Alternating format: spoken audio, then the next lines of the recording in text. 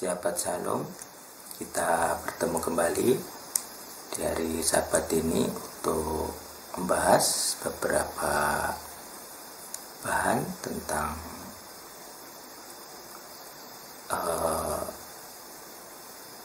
legal ground. Jadi kita akan melanjutkan tentang perjanjian Noah, dan kita akan tetap mempergunakan metode SST, itu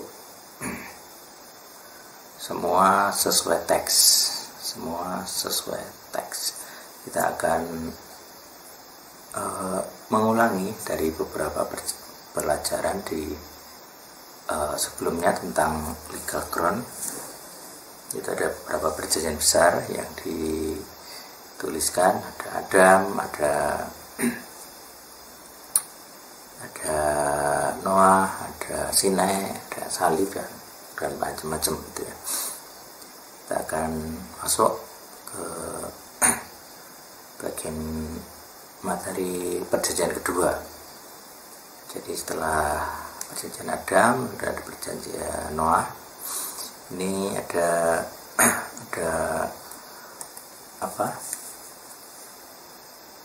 pemahaman yang penting yang menolong kita untuk memahami yang disebut dasar hukum di kitab beriman secara dasar hukum, secara sistem perjanjian gitu kan. Nah, jadi karena ini materi legal ground, maka perlu ada namanya bukti gitu ya, bukti dari prinsip ini atau legal ground ini. Sebagai bukti dari pelajaran legal ground, maka di dalam video ini kita juga akan melakukan tes power. Jadi metode tes power menggunakan legal ground ini adalah salah satu pembuktian secara pengalaman dari kuasanya gitu ya. Dan metode legal ground yang mendasari tes power dari perjanjian Noah adalah bahwa ada manusia punya kuasa. Nah, jadi ayat kedua yaitu ada kengerian dan kegentaran atas segala binatang. Nah, segala binatang ini adalah hayat. Bisa nanti kita lihat studi katanya hayat atau hayat. Khayot, jadi jamak dari khayot gitu ya. Khayat, jamak dari khayat. Khayot adalah jamak dari khayat. Nah, pemahaman legal ground ini juga menempatkan kita sebagai mata manusia, sebagai penguasa di bumi gitu ya. Jadi kita bisa melakukan tes power kepada para penguasa roh. Nah, ini jadi tes power ini ditujukan kepada segala roh. Kalau dalam bahasa ET adalah roh filosofis. Jadi setiap orang yang menonton video ini, segala roh filosofis yang berdiam di tubuhmu. Jadi ini metode ini akan paling terasa kalau Anda punya kodam, kalau Anda punya roh penuntun, kalau Anda punya mata ketiga, atau Anda punya mata roh untuk melihat dunia gaib. Nah, itu dari metode ini akan memberi dampak yang sangat-sangat terasa, baik Anda mewarisinya secara aktif, mewarisinya secara pasif dari leluhur Anda, atau Anda adalah pelaku aktif. Kalau Anda pelaku aktif, pasti akan sangat bereaksi. Ya, jadi metodenya sangat sederhana. Dengan kuasa darah salib Sang Masiah, Melek HaYehudim, The Living Hayah, Sang Hayah dan Sang Hawa, Sang Et, Alep, Tau, yang merekatkan langit dan bumi. kami memberi perintah kepada segala roh, segala ruah, segala khay, jadi segala ruah yang memiliki khaim, memiliki esensi kehidupan, baik itu roh filosofis, di tubuh, di kepala, di pikiran. Saat ini juga kami perintahkan kalian bermanifestasi. Silakan bergerak-gerak, silakan membuat pusing, panas di badan, dan seterusnya. Ini perintah dari ET, kalian harus tunduk. Ya, mudah sekali melakukan tes power dengan cara Elegal Ground ET. Kita akan mulai ya belajarnya. Jadi tes power ini akan membersihkan. Jadi kalau ada kalian punya roh filosofis akan terasa sekali. Baik. Jadi pemahaman tentang legal ground yang ada di sini itu sangat sangat penting di dalam teologi ET atau doktrin ET, dan fondasi legal ground adalah konsep ajaran yang memberi ET kuasa. Itu ya, jadi yang memberi ET kuasa. Nah, kita di dalam ini perjanjian Noah ini kita punya beberapa hal yang harus dibahas tentang maknanya gitu. Jadi ET akan menunjukkan terjemahan-terjemahan bahwa ET sangat literal. Jadi orang juga bisa membuktikan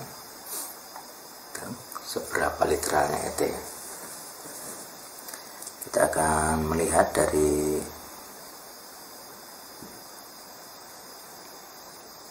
sini, saya pakai Bible Hub.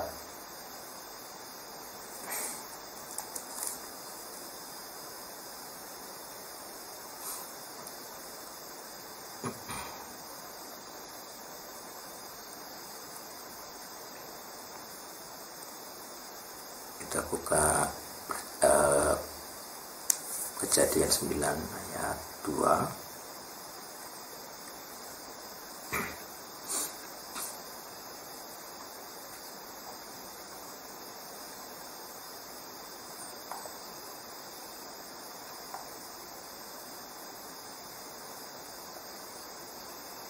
Ya, seperti ini.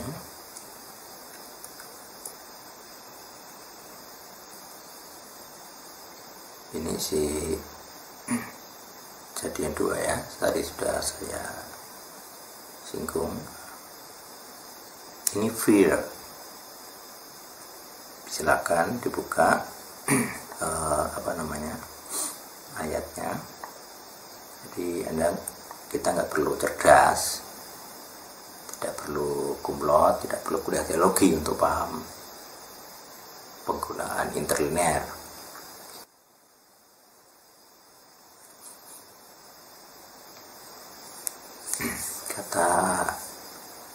Kita lihat kamus dari kata fear atau kata teror itu adalah mora, ada mem, waf, mo, kemudian res dan alef, mora. Nah, ini originnya adalah kata yare. Kita bisa lihat kata dasarnya apa itu ya.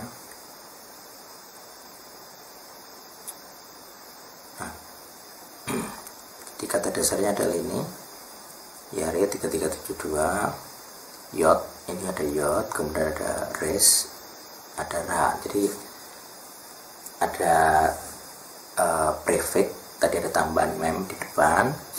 Nah, kata dasarnya adalah yod, res, dan alef gitu. Nah, kita bisa bandingkan dengan Ibrani kuno. Jadi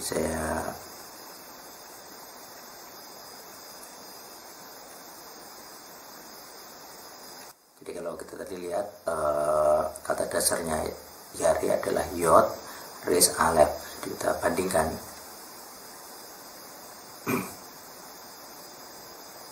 Kita cari adakah Yod, Res, Res.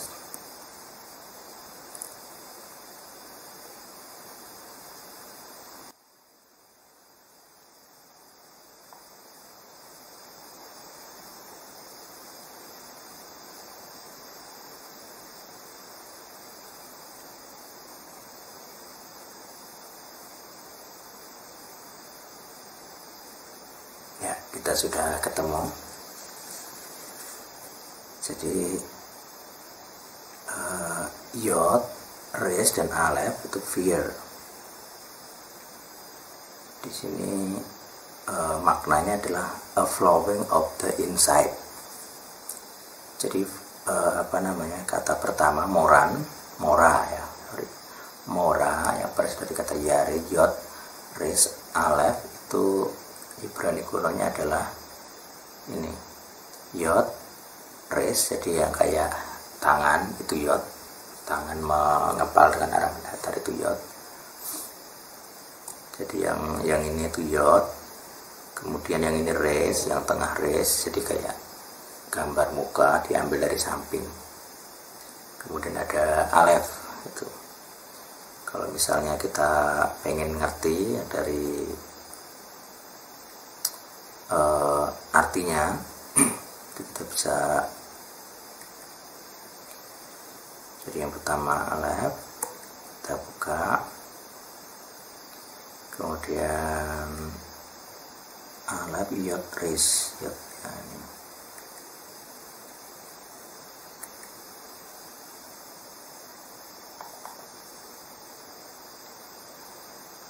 Yod, kemudian Res, sampai ke Res. Nah. Ya, jadi kita ini ya Yod, Res, Alef, kemudian kamusnya sama Yod, Res, Alef. Jadi kayak ada aliran, fear itu ada aliran di dalam di inside, di dalam jiwa, di dalam pikiran, di dalam hati.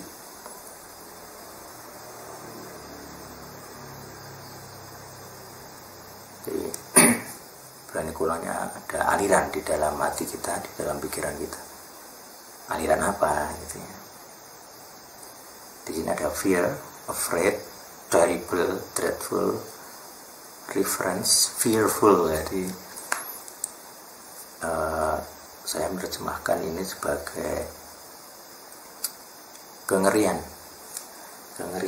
itu ya ini agak sulit diterjemahkan, maksudnya membedakan jadi antara kengerian dan kegentaran gitu, atau ketakutan itu. Jadi saya pilih kata kengerian karena itu lebih kayak amplified, menunjukkan makna dari kata flowing gitu. Ngeri, jadi ngeri itu kan seakan-akan ada sesuatu di dalam yang mengalir dan itu mencegah gitu. Mengalir dan mencegah kita melakukan sesuatu. Inilah yang menjadi maksud ketakutan. Kalau misalnya kita lakukan studi per huruf, jadi Yod yang pertama seperti ini. Jadi tadi perhatikan bahwa ini Ibrani kuno ya, yang kayak tangan tadi yang ada di sini. Jadi kamusnya tadi kan kayak tangan juga, di sini ada kayak tangan.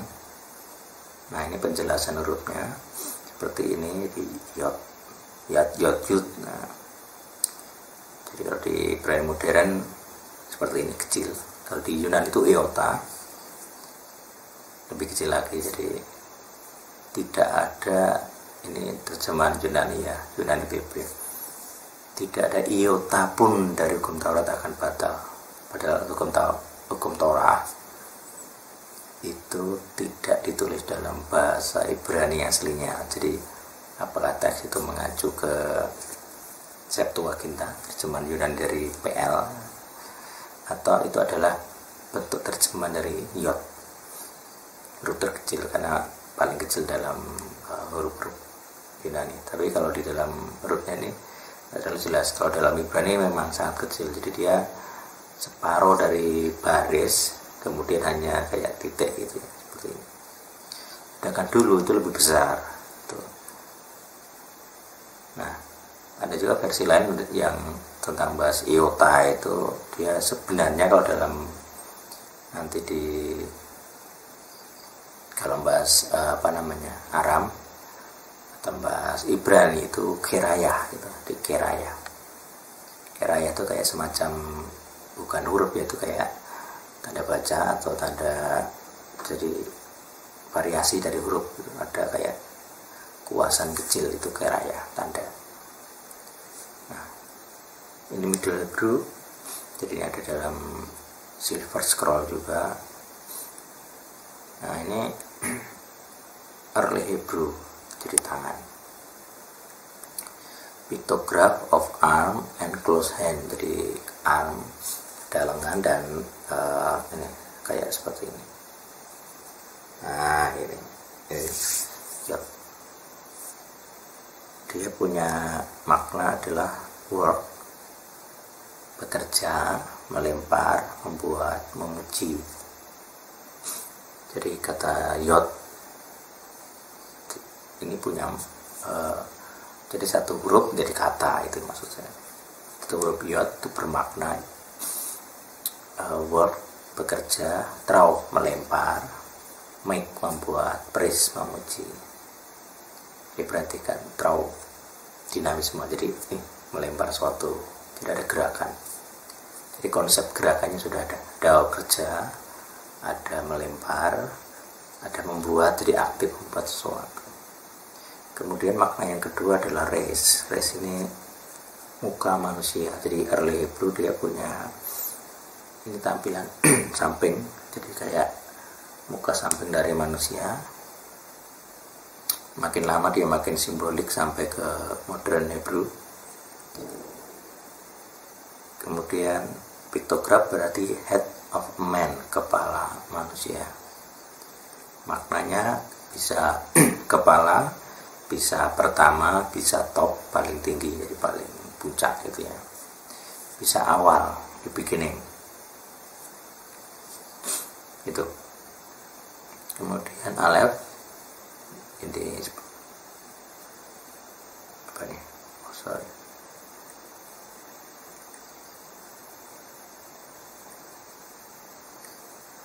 Ya, ini Aleph.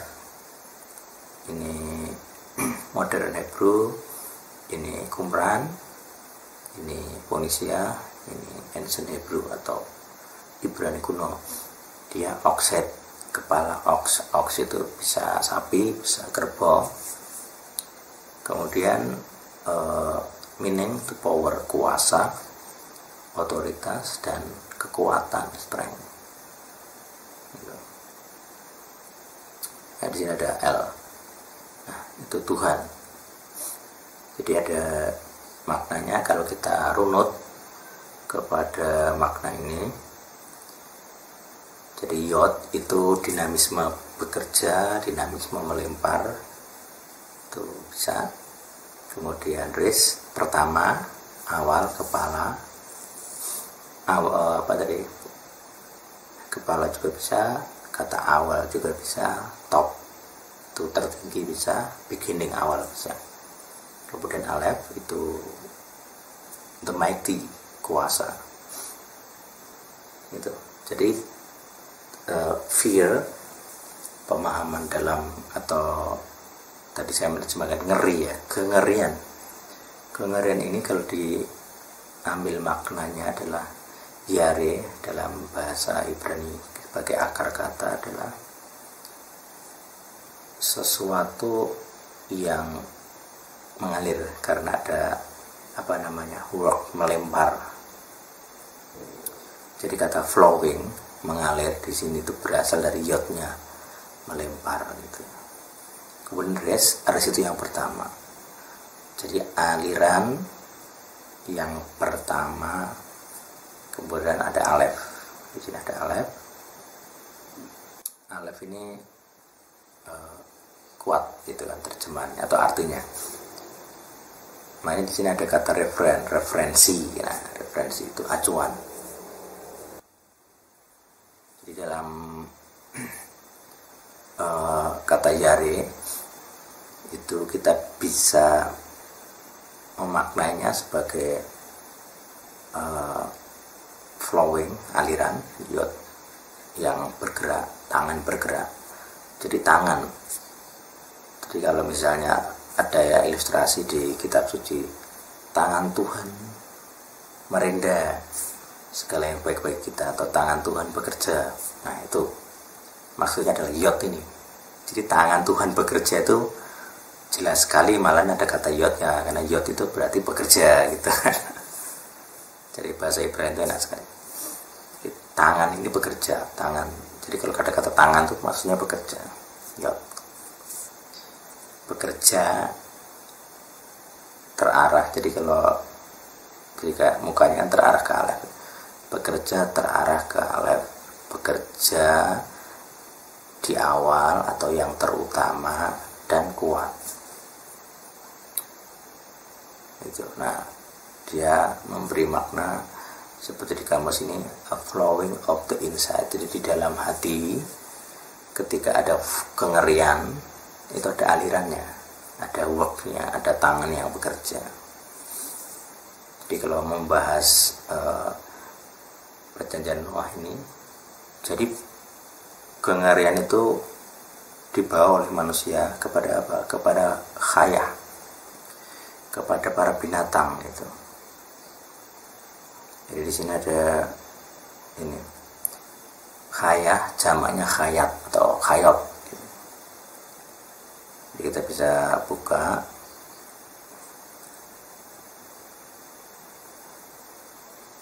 jadi khay, kita lihat terjemahan di sini living, karena kata khay ini nanti ada di kamus, ada beberapa nomor dengan huruf sama persis satu khay. Nah, karena ini hubungannya dengan noun, atau jadi sini non maskulin ya. Jadi bisa berarti benda. Itu merujuk kepada seperti terjemahan ini Engagement Concordance, saya bilang itu living creature. Nah, creature-nya nggak ada, kata creature-nya nggak ada. Jadi kata living-nya itu. Nah, makanya KJV kan dia, jadi nas itu kan agak sehari-hari lah bahasa sederhana. Nah, KJV kan cuman that have life, yang punya hidup. Nah, jadi terjemahan literalnya sebenarnya khayot itu dari khayah atau khat yang artinya hidup. Jadi kemudian diterjemahkan sebagai animal, binatang, the beast gitu ya. Di sini beast, binatang. Jadi kengerian akan dari kamu, jadi behitachem, dari kamu itu akan datang, jadi menjadi, jadi ya hayahnya ya akan menjadi, ada atas, al itu atas segala khayat, binatang apapun ya. Jadi khayat itu karena diterjemahkan yang hidup, atau kata dasarnya khay tadi yang hidup atau kehidupan, maka segala binatang itu. Nah, di dalam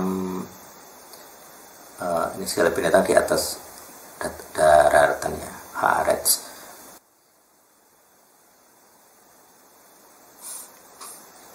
Ya, jadi di dalam Kejadian 1 ayat 24 itu ada kata yang sama, itu khayah. Jadi khayat ya, artinya itu kayak adjektif untuk jamak banyak. Terus kemudian ada sini core-nya itu khayah, jadi khayim. Nah, ini beda dengan kata hayah. Jadi kalau hayah itu kayak kehidupannya Tuhan gitu. Makanya ada kata yihye. Jadi kalau kata yihye di sini, ini tuh hayah, Jadi core-nya haya. To become. Ini nanti bisa digunakan untuk mempelajari nama suci, etimologinya bisa. Tapi saya nggak akan bahas. Nah, Chaim itu ini di sini ada khat, ada yod dan ada he. Jadi khat dan yod itu chai. Nah, chai itu kehidupan, tapi kayaknya merujuk ke kehidupan yang non ketuhanan gitu ya. Jadi kehidupan non ketuhanan. Karena bukan artinya bukan selalu ada gitu ya. Karena to be exist atau selalu ada, kalau kata hayahnya itu sendiri. Itu. Makanya di dalam pernyataan nama makna, ketika Moshe bertanya siapa namamu, dia bilang akulah hayah gitu. Nah, kata hayah itu bagian dari apa ya, makna dari namanya gitu. Nah, kemudian ada juga di sini ada kata behemoth. Kata behemoth itu juga base. Nah, bedanya apa dengan hayah? Kalau behemoth itu lebih, kalau orang Yahudi itu membedakan behemah itu kayak livestock. Jadi kalau cattle, jadi makanya dia terjemahan di kamus adalah cattle, livestock itu ternak, maksudnya binatang yang didomestik gitu, jadi dijinakkan sebagai ternak. Tetapi sebenarnya enggak hanya itu, jadi tidak semua orang setuju bahwa behemah itu cattle atau ternak gitu. Nah, behemah itu jamaknya itu behemoth. Jadi behemah jadi ot gitu. Cuman di sini ada kitab Ayub, jadi kata behemoth itu juga dipakai untuk menyebut suatu makhluk yang, kalau di kitab Iov atau Ayub itu makhluk yang Ayub sendiri tidak paham itu. Jadi kitab Ayub tidak menjelaskan. Dia kayak, kalau divisualisasikan bisa kayak entah dinosaurus atau buaya yang besar atau kayak badak gitu. Pokoknya binatang yang oleh Iov sendiri tidak pahami. Dan itu raksasa kalau kesan kita baca kitab Ayub. Di sini ada contoh Ayub 40 ayat 15, behemoth itu non masculine, a kind of animal. Jadi salah satu spesies binatang besar sekali. Nah, dia probably, mungkin dari behemah, itu maksudnya karena behemah juga artinya binatang gitu. Cuman ternyata Satan itu seringkali memakai simbol binatang. Jadi dia menariknya adalah perjanjian Noah ini mengklaim bahwa manusia sanggup memberi kengerian. Jadi kita baru bahas kengerian, kegentaran dari kita, Beni Tachem, kepada segala binatang, kepada segala hayat al-haaretz, di atas daratan gitu. Ya, jadi kengerian ini itu berlaku ke atas segala hayat. Ini penting, kenapa saya bahas di atas segala hayat, dan ini beda dengan kejadian tadi yang menggunakan dua sebutan kan. Di kejadian 1:24 ini tadi ada dua jenis, yaitu hayat dan behemah. Sedangkan di kitab Noah itu behemah saja, hanya hayat saja. Sedangkan hayah itu lebih generik, lebih umum, karena behemah itu jelas artinya hewan. Jadi kalau kita lihat kamus, behemah itu animal, cattle gitu ya. Gitu. Sedangkan hayah itu sebenarnya itu berarti, karena kata dasarnya tadi hayah itu adalah hidup gitu. Jadi bedanya behemah dan khayat atau khayah itu lebih generik, lebih umum, pokoknya segala yang hidup. Dalam pemahaman orang Ibrani kuno, yang hidup itu adalah yang bergerak. Makanya di Noah ada perjanjian, makanlah segala yang bergerak, itu maksudnya segala yang hidup. Jadi segala yang hidup boleh dimakan. Kalau sebelum Noah itu generasi sebelum banjir itu dia vegetarian nampaknya, karena hanya disuruh makan buah. Di Taman Eden hanya disuruh makan buah, makan tanaman, jadi dia vegetarian.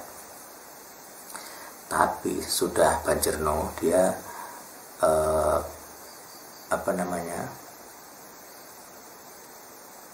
dia akan karena ada perubahan alam ya. Jadi salah satu penjelasannya adalah, jadi mantel air di atas itu turun ke bumi. Jadi sebelum banjir itu bumi itu atmosfernya ada airnya, yang mantel air besar. Jadi kayak semacam melindungi radiasi lah kalau dalam bahasa sainsnya. Nah, jadi ini salah satu tanda atau gejala yang bisa kita lihat sesudah banjir, orang itu tidak bisa berumur panjang. Jadi keturunan Nuh itu, kalau Nuh bisa sesudah banjir dia masih hidup 350 tahun katanya. Tapi anak-anak keturunan Nuh, keturunan Sem, keturunan Ham, keturunan Yafet itu tidak bisa berumur panjang lagi. Bahkan di zamannya Mose itu dia bilang 70-80 itu sudah tua. Padahal si Mose sendiri umur 120 tahun matinya. Di 80 tahun baru bekerja gitu. Jadi 40 tahun mulai merasa panggilan, tapi dia dibuang 40 tahun lagi di Midian. Umur 80 baru masuk ke Mesir lagi untuk membawa Israel keluar. Jadi Mose ini 80 tahun baru bekerja, tapi dia bilang 70-80 tahun itu sudah tua. Nah mungkin ini juga nubuatan. Zaman kita sekarang ini digenapi. Zaman sekarang orang berusia 80 itu sudah usur gitu ya, dianggap sudah sangat tua. Kita usia pensiun aja 60.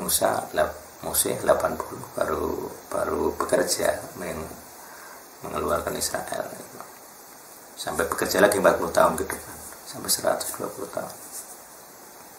Ya, itu maksudnya. Nanti kita akan ada cari bukti apakah mantel air di atas itu secara sains itu ada gitu. Semoga nanti di pelajaran selanjutnya akan ada. Tapi kita fokus dulu ke pemahaman kata ini ya, behemah gitu. Behemah dan khayat.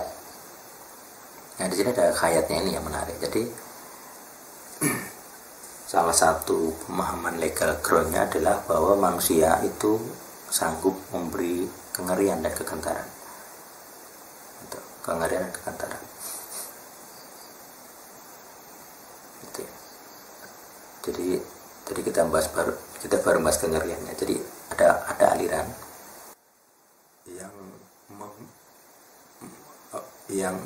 yang kita anggap itu kengerian. Nah kengerian ini sebagai aliran itu, makanya ada proses ngeri gitu mas.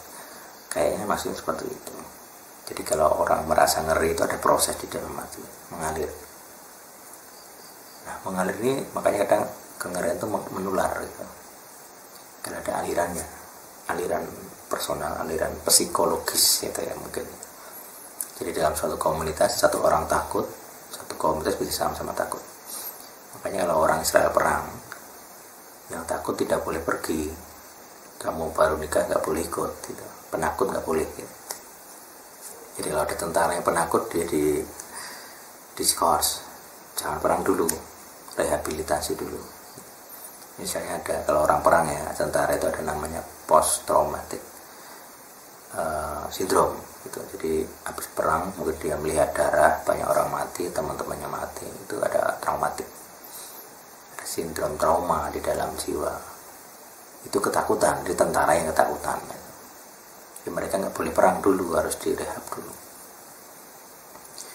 Nah sekarang kita fokus ke kata khaim,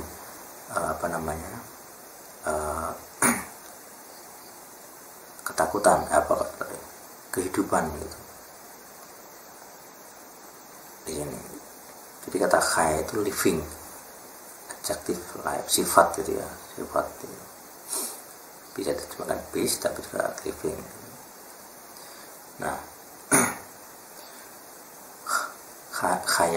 khayim, jadi kalau orang Israel tos lechaim, jadi kalau orang minum kemudian tos lechaim, demi kehidupan, kepada kehidupan. Nah menariknya adalah, jadi ini teorinya ET gitu ya, bahwa segala yang ada di bumi itu di bawah kuasa manusia yang sejati. Kalau istilah Jawanya sukmo sejati. Kalau ilmu sukmo sejati itu bisa diadu dengan ET gitu ya. Kalau kalian punya sukma sejati bisa diadu dengan ET. Sungguh-sungguhkah sukma kalian itu sejati? Sejati itu artinya dia punya khaim, punya kehidupan di dalam sukmamu. Jadi kalau sukma sejati yang asli, jiwa yang sejati atau roh yang sejati, personal, pribadi yang sejati, itu yang punya khaim. Nah itu perlu dites gitu ya. Orang-orang yang punya ilmu sukma sejati itu punya khaim atau tidak? Kodam-kodam itu punya khaim atau tidak? Ya. Jadi, nah, karena pemahamannya khaim itu tadi manusia keturunan Noah disanggup memberi kengerian. Kita bahas kengerian dulu. Sanggup memberi kengerian kepada khaim, binatang, kepada khaya. Itu. Jadi literalnya adalah kepada binatang. Jadi secara umum hewan-hewan itu punya ketakutan kepada manusia. Jadi perjanjian Noah itu mungkin ya, jadi perjanjiannya bisa menjadi celah hukum bagi Daniel. Kalau kita lihat kisah Daniel, dia diselamatkan dari singa kelaparan, nggak bisa memakan dia. Jadi sebenarnya secara pemahaman legal ground, Tuhan sedang mengingat perjanjiannya kepada Noah, yaitu kehadiran Daniel di gua singa itu memberi kengerian kepada singa. Jadi singanya ngeri. Padahal kalau singanya mau gitu ya, saya pikir bisa mencapik si Daniel gitu. Tapi dia takluk kepada otoritas apa? Otoritas perjanjian Noah. Jadi hewan tuh mengalami kengerian dari manusia. Tapi ini manusia yang sejati, sukmo sejati. Jadi seharusnya manusia memberi kengerian, kegentaran kepada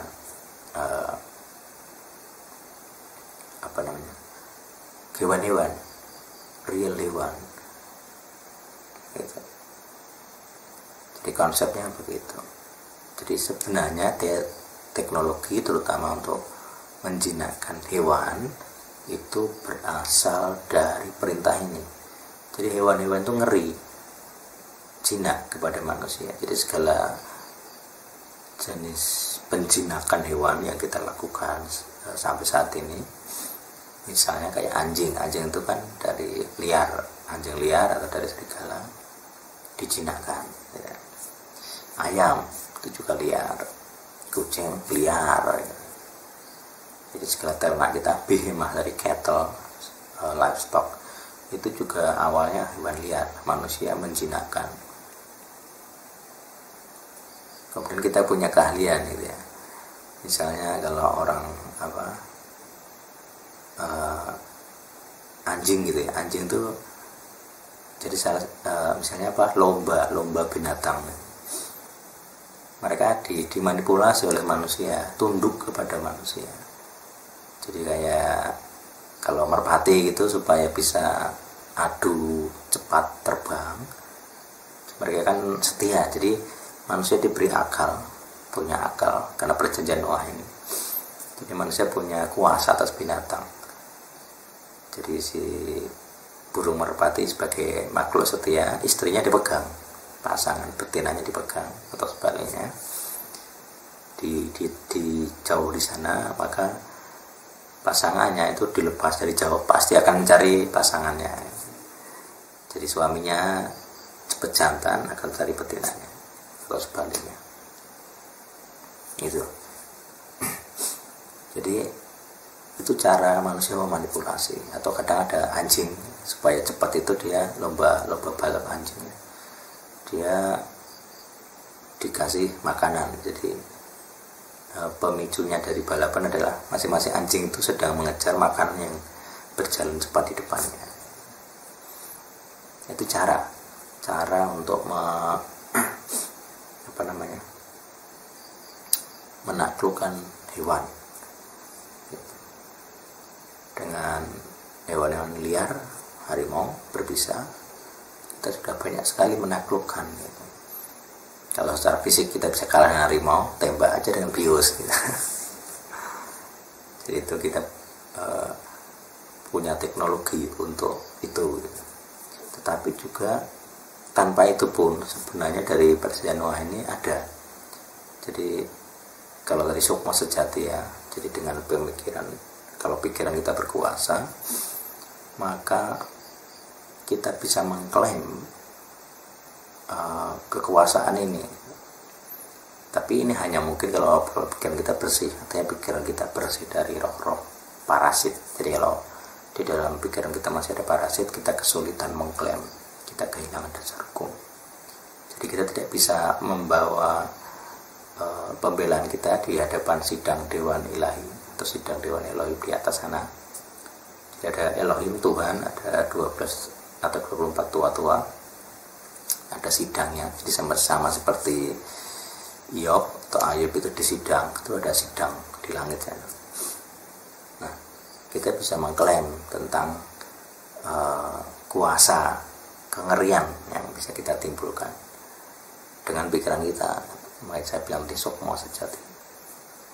Kalau jiwa kita, kalau roh kita itu bersih dari parasit, jadi kita tanda petik berhak mengklaimnya. Gitu.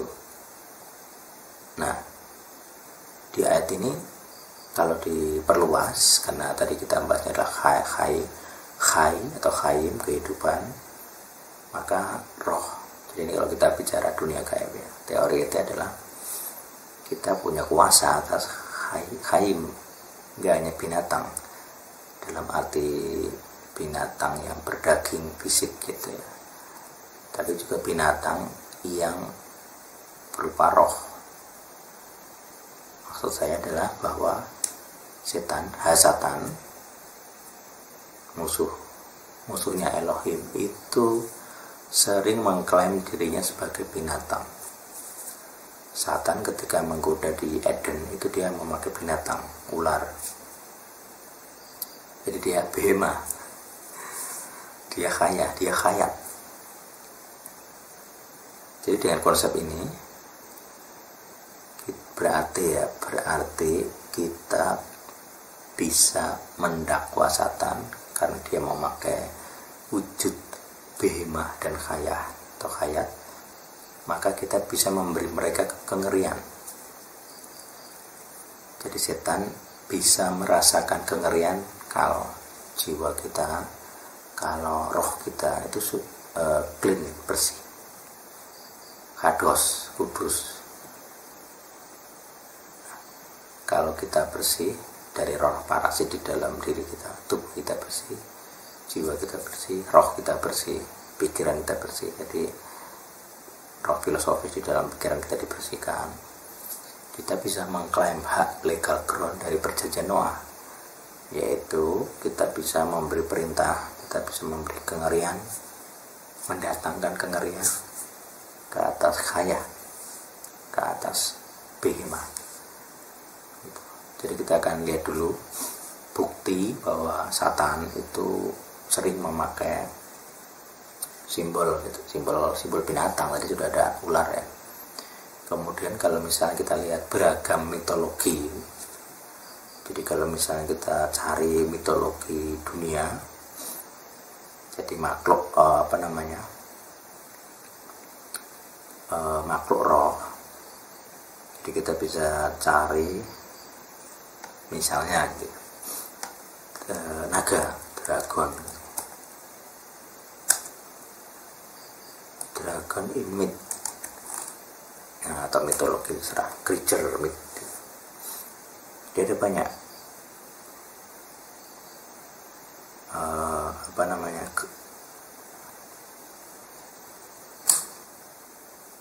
naga itu ada di dalam banyak mitologi. Beragam bangsa punya sosok naga. Di Indonesia juga simbol-simbol naga itu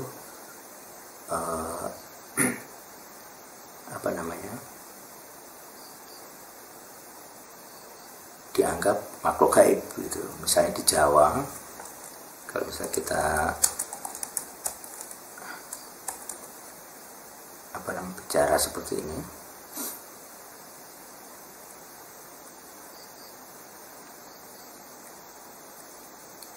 nah, ini data ya, ini datanya di Jawa. Kalau kita ketik naga kidul, keluarnya seperti ini. Ini mitologinya orang Jawa. Nah, ini kalau bicara legal ground, jadi mana yang paling ngeri ini?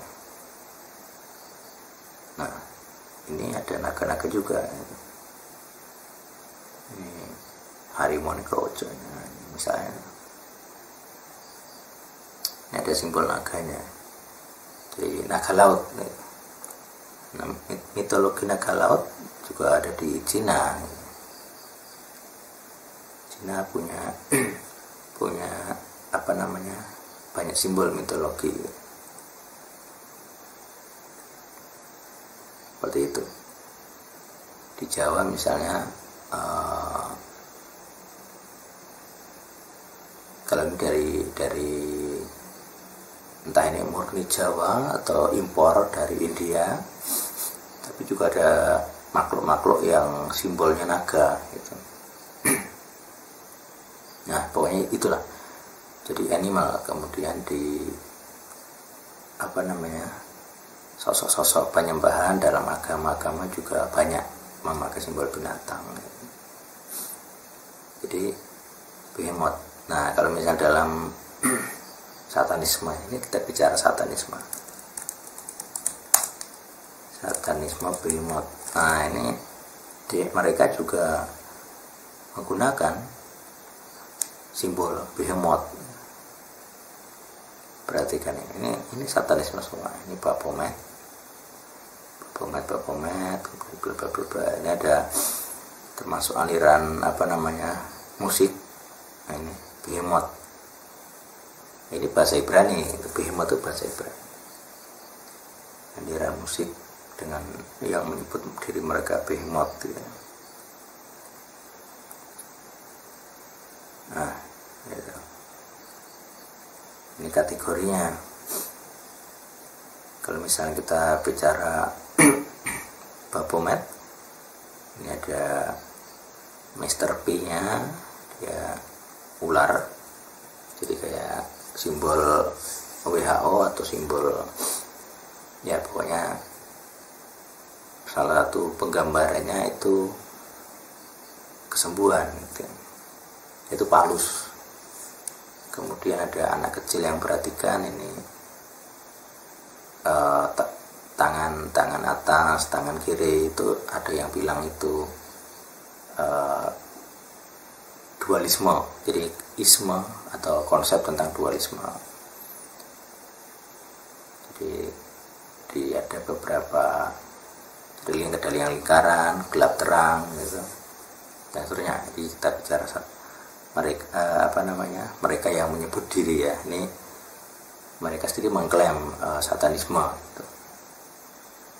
Dengan simbol ini hewan, jadi ada unsur manusianya. Jadi manusianya nggak kita bahas itu, karena itu namanya personifikasi lah gitu. Jadi makhluk mitologi dipersonifikasikan seperti manusia. Nah ini kalau person kan manusia ya, jadi hewanisasi. Hewanisasi karena dia pakai simbol kambing ya, kepala kambing gitu. Seperti itu. Jadi ini kalau misalnya kita buka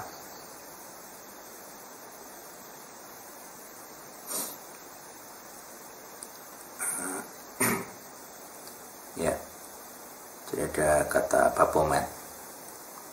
Kalau misalnya Baphomet itu kita analisa dengan bahasa Ibrani, itu bet, kemudian p, kemudian mot itu mati. Bet itu rumah gitu. P itu misalnya kita bisa cari maknanya ya, jadi P kita bisa buktikan apa itu P mulut, mau jadi open, blow, scatter, edge. Piktografnya gambar mulut, ini mulut gitu.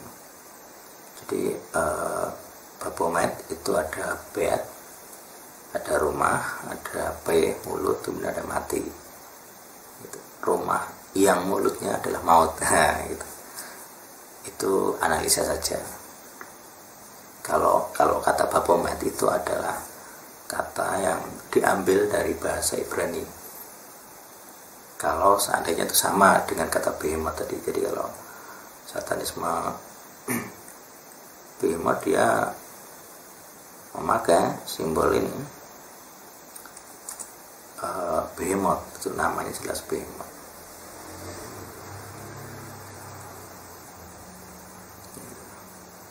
Jadi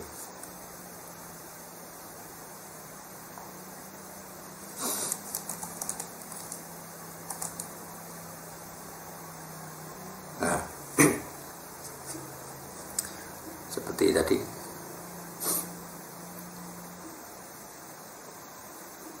jadi interpretasi tentang behemoth macam-macam. Di sini ada kayak dinosaurus, ada beragam tafsir dari behemoth macam-macamnya. Ini kayak dinosaurus semua ini. Ada makhluk-makhluk aneh di sini. Ini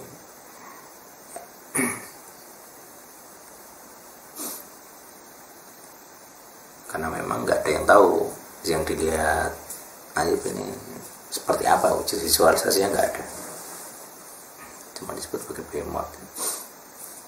Behemoth tadi juga jelas sudah dipakai oleh satanisme, simbolismenya. Kemudian ya ini karena semua mitologi, semua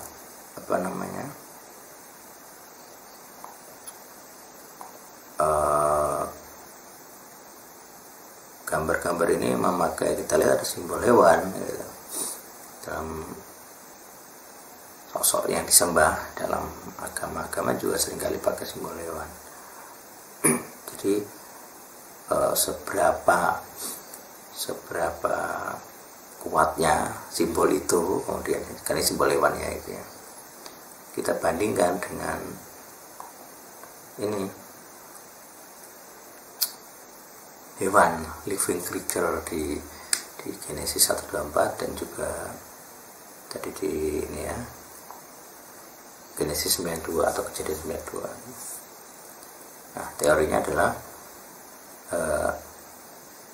manusia bisa mendatangkan kengerian ke atas hai, yaitu ada kehidupan selain binatang. Itu teorinya ET. Jadi dasar hukum bahwa kalau di ET ada yang namanya pelayan pelepasan gitu ya. Dasar hukum dari kuasa kita, kuasa pendoa untuk mengusir adalah kita menggunakan bahwa saya mengklaim perjanjian Noah. Nah, ini bisa dijadikan juga sebagai test power gitu. Jadi saya mengklaim perjanjian dari Adonai kepada Noah, yaitu bahwa saya sebagai manusia, tentunya keturunan Noah, akan mendatangkan kengerian, mendatangkan kegentaran kepada khaya, kepada yang bergerak, yang hidup di bumi tentunya. Di kekuasaan perjanjian Noah adalah di daratan bumi gitu. Jadi kita tidak tahu apakah perjanjian Noah berlaku di luar bumi, di luar daratan, karena Eretz itu batasannya adalah earth, bumi. Jadi kata earth dalam bahasa Inggris ya Eretz, itu dari Ibrani, earth, Eretz, Haaretz. Nah, terjemahannya adalah, kalau dalam bahasa Indonesia adalah daratan. Jadi literalnya adalah daratan. Nah, sedangkan dari sains atau dari setidaknya dari pengetahuan umum itu kita menyebutnya bumi gitu. Ini juga bahasa Sanskerta gitu, kalau nggak salah itu ya. Itu jadi daratan, jadi batasan legal groundnya, itu bicara hukum ya, karena kitab suci itu juga kitab hukum. Tuhan berjanji itu hukum.